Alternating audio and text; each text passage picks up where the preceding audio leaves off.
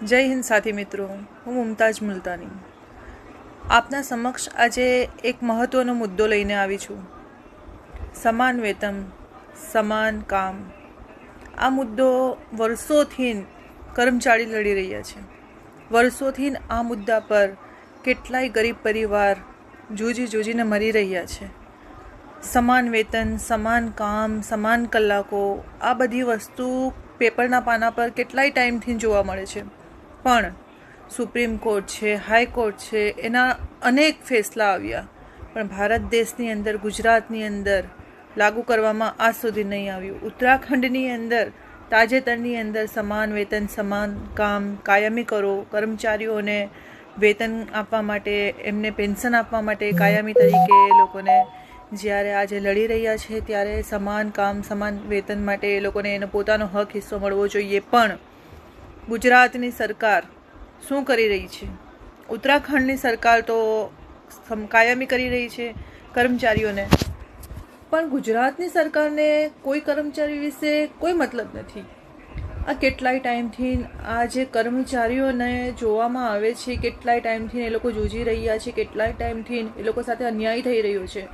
કામના સમય કલાકો આપે છે તો પણ એ લોકોને સમાન વેતન આપવામાં નથી આવતું. કામના કેટલાય વર્ષોથી કામ કરે છે તો પણ એ લોકોને કાયમી કરવામાં નથી આવતા. કેમ?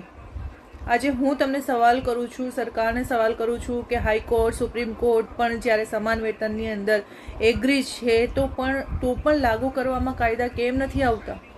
તમે લોકો કેમ આ માસૂમ ખેડૂતો હોય કે માસૂમ કર્મચારી હોય, માસૂમ કામદારો હોય, એ લોકોની વેદના કેમ નથી દેખાતી?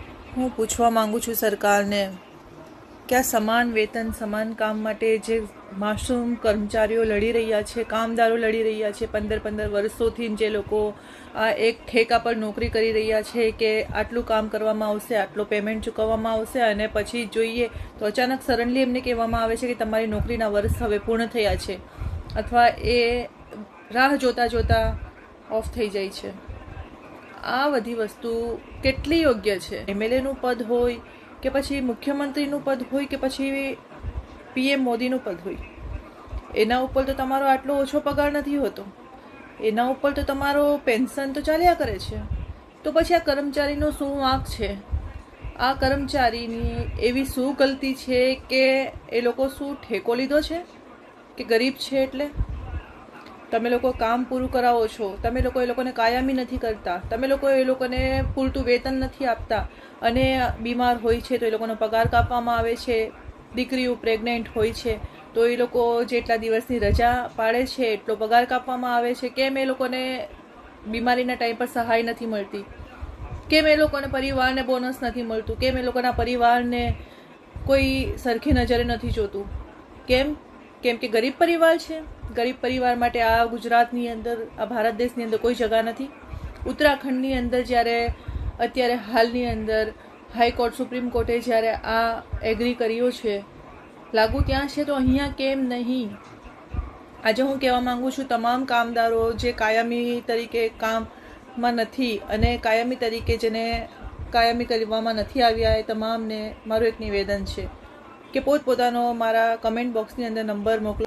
મારા પર કેટલાય વિડીયો આવ્યા છે, મારા પર્સનલ નંબર પર કેટલાય એવા વિડીયો છે, અને અલગ અલગ લોકોના એવા વિડીયો શેર થયા છે જેમને હું ઓળખતી પણ નથી. પણ મને એવું લાગી રહ્યું છે કે લોટ્સ ઓફ જરૂર છે કેટલાક લોકોને આના માટે લડત લડે એવા વ્યક્તિની.